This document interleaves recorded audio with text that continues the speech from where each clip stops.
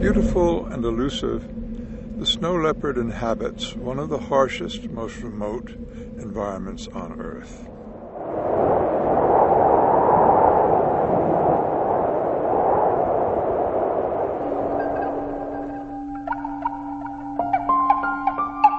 The snow leopards are really the spirit of the mountains out there.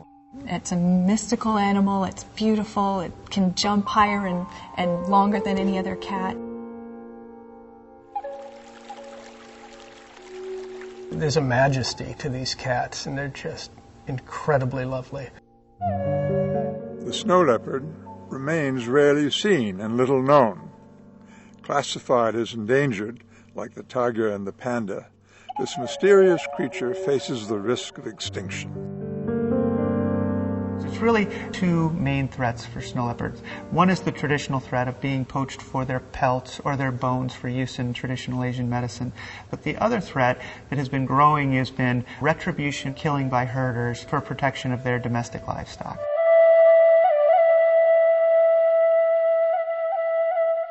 In many cases, snow leopards will kill and consume livestock that are the lifeblood of the people that share those mountains, and their reaction to that is often anger or killing the snow leopard. And what they end up saying is, we really don't want to kill these animals because we know they're just trying to survive like we are.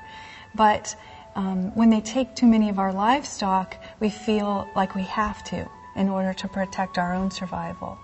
Our goal is to make a snow leopard as valuable alive as it would be dead, or to take away the economic incentive to have to kill an animal. So it's changing that attitude of the people and getting them to understand how to better live with snow leopards. It is how we work most of our conservation programs. And pretty soon they start being very proud of the fact that they're conserving snow leopards. And when you walk into a community that 5 years ago I could have walked into and they would have said, I want to kill every snow leopard out there.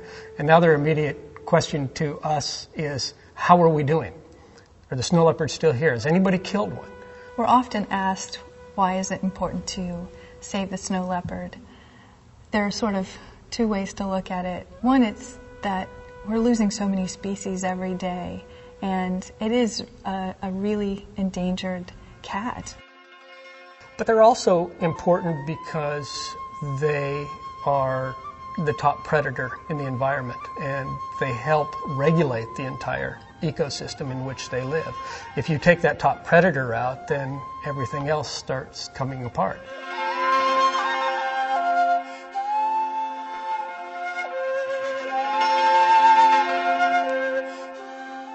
I think it's also important for a more fragile idea, which is I think that, like George Schaller said, without the snow leopard, the mountain turns into stones of silence.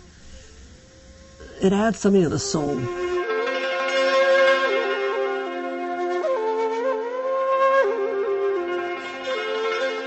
How did I jump into going into starting the Snow Leopard Trust? Basically, the species.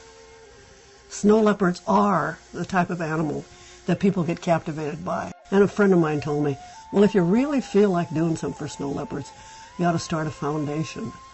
And I thought about that and I thought, why not?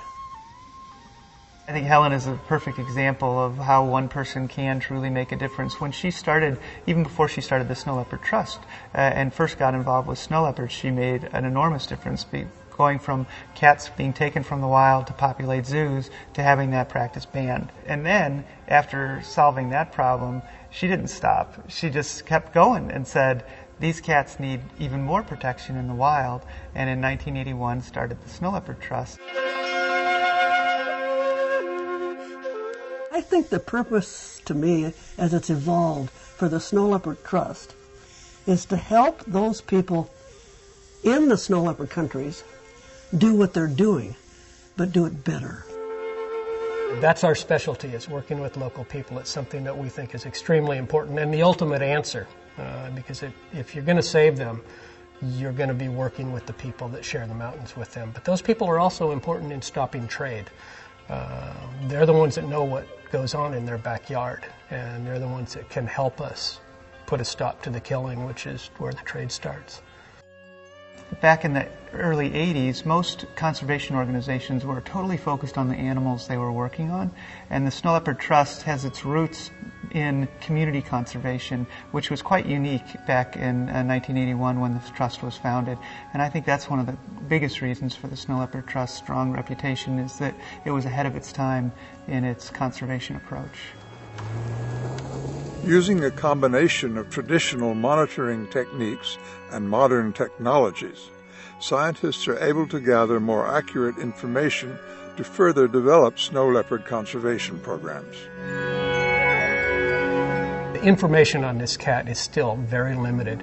We know relatively little about its ecology, about its movements, about its needs, particularly its home range needs. How big an area does a snow leopard need?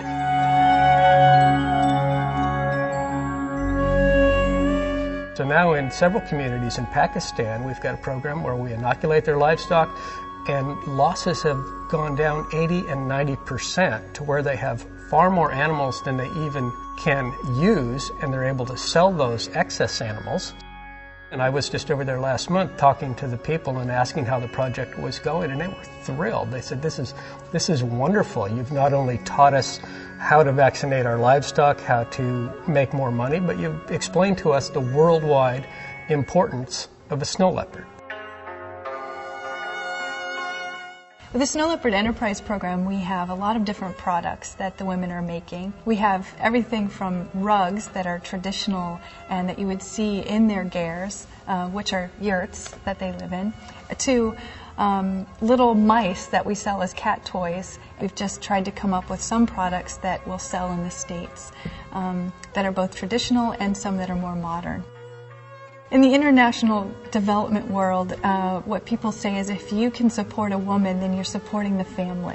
That women, if they are making the money, it trickles down to the kids and to the whole family. They then have a lot of say in talking with the men. And the men, once they see that the program can generate income and that it really is something long-term that they can count on, what turns out happening is they end up, the men getting involved as well. Most of the models we have are income generation, meaning in some way the program's going to help them generate some kind of income to offset the poverty they're facing so that they won't have to kill a snow leopard in order to survive.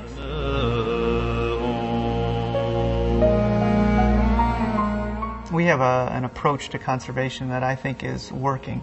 We've got the staff in place, we've got the programs that have proven to be that this approach is successful, and really where we're at is needing the resources to expand this to enough places to ensure that we've got snow leopards for not just our generation but future generations.